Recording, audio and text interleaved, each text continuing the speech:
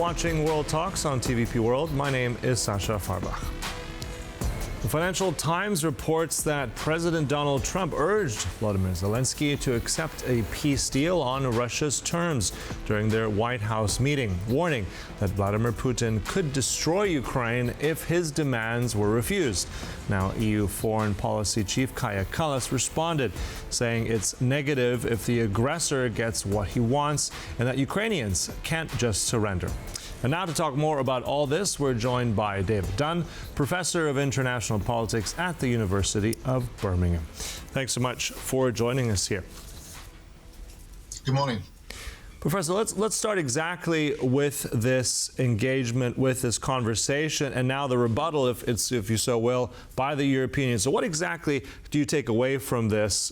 We heard that this encounter was not a pleasant one in the White House. And what do you make of Trump's statement here and the European Union's response? Well, it's extraordinary how much Trump has the capacity to repeat the talking point to the last person who talked to him.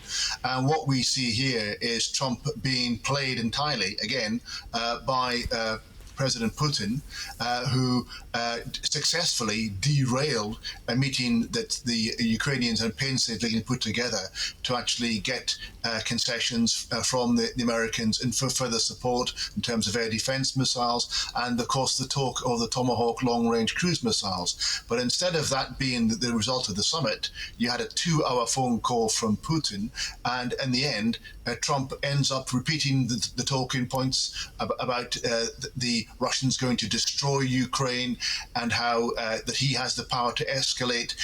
So Trump seems to have been persuaded, bamboozled, threatened in order to actually change his position again 180 degrees. And instead of actually the meeting and the announcements following it being about putting further pressure on Russia, what we have is the Americans putting further pressure again on the Ukrainians, trying to get them to take the demands of the Russians to freeze the battlefields in their existing positions and to walk away and go home to their families. An extraordinary lack of strategic understanding about what security means and the implications of that statement. But again, that's what we had from Donald Trump. Mm-hmm. Yeah. And I think it's also so stark, isn't it? If we look at the last few weeks and months, I mean, if we're looking at truth socials by Donald Trump, not so long ago, he was even saying that Ukraine can win this war, that he will give them the capacity to do that. And now he's saying completely the opposite. They will be destroyed if they don't accept what Putin is saying. So we were talking about maybe providing Tomahawks, and just a phone call later, it's completely different. So what exactly happened? I mean, you called it bamboozling, but give us a bit more strategy behind this. What could have happened here to cause all this? Well, I think, as I say, I mean, Trump has a nickname in Washington of the chair. He actually resembles the imprint of the last person who sat on him. He's not someone who has any principles. He has very little, clearly, understanding of strategy, an American's grand strategy. He has little understanding of what it means to be a front line and the need to defend that front line against a hostile neighbor. He doesn't seem to have any understanding of what the moral case is here, that there is clearly a moral aggressor and a victim, and yet he regards them as the same thing. And he talks rather naively, almost like a child, in terms of the need for peace, with actually without understanding that peace without security and without proper provisions for security is a very short-lived thing. So what we have is someone who is able to be persuaded. And I think that the prospect of another summit, the prospect of the world's press focusing on him if Trump was to meet him in Budapest, that seems to be more attractive to him than doing what the Europeans would consider to be the right and necessary thing.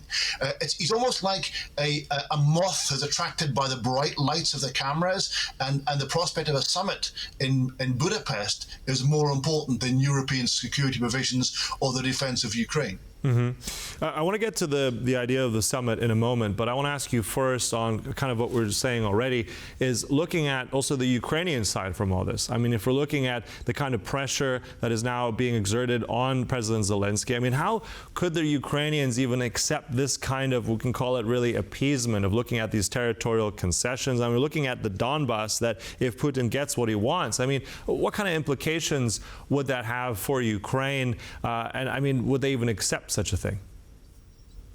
Well, I think what the Ukrainians have learned over the last few months since Donald Trump's return to the White House is the need to play a very delicate game, whereby the demands that Putin makes and that Trump repeats are unacceptable, and yet what they have to do is not to be seen to be rejecting those in a way that gives the initiative to Putin.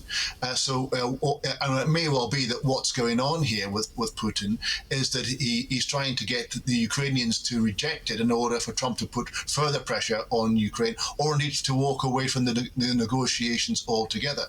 Putin is constantly told by his sycophantic advisors around about him that victory in Ukraine is imminent, it is inevitable, and it is near.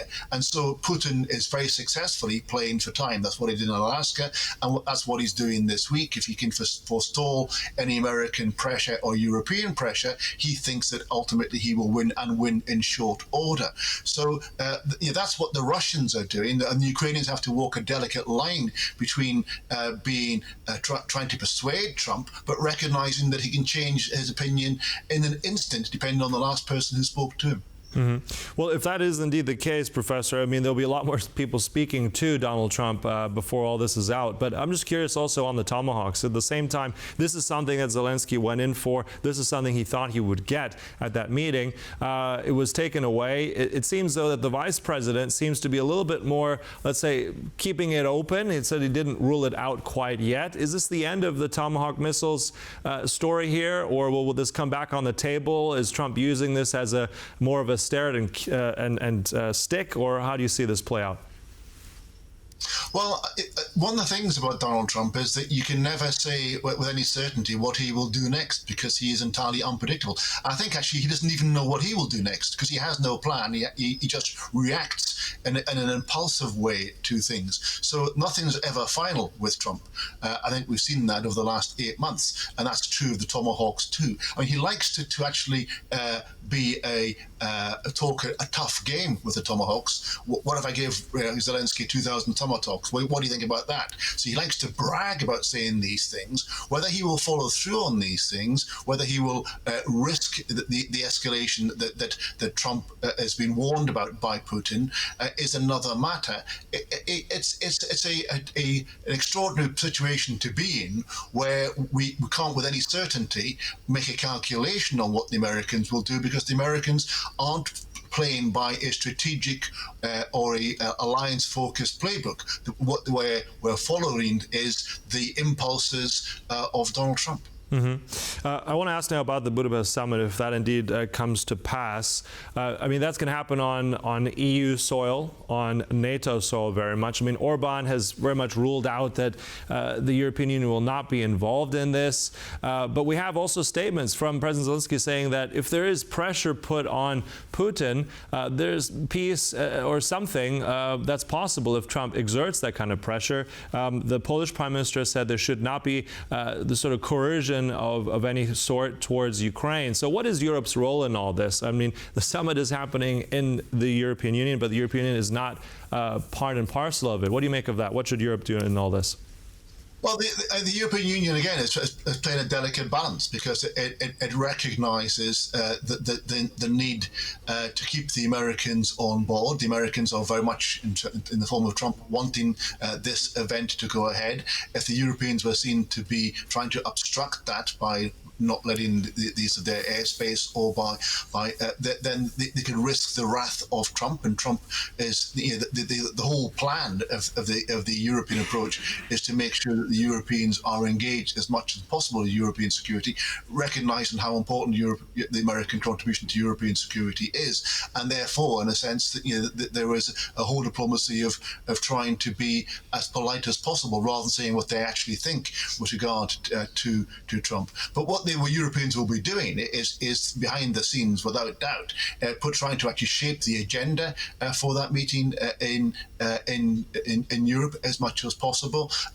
Trying to support the Ukrainians, briefing the Ukrainians on all the intelligence they've gathered through their multiple embassies in Washington, and actually reassuring the Ukrainians that the Europeans are there, and making clear to the Americans that actually the Europeans will continue to support Ukraine, even if the Americans are persuaded to follow the demands of Vladimir Putin. Mm-hmm. So it's a delicate balance of diplomacy. It's one that can't be too much.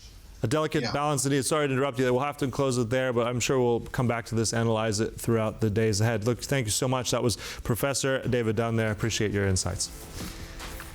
And thank you for watching World Talks, but stay tuned. Much more coming up right here on TVP World, so don't go away.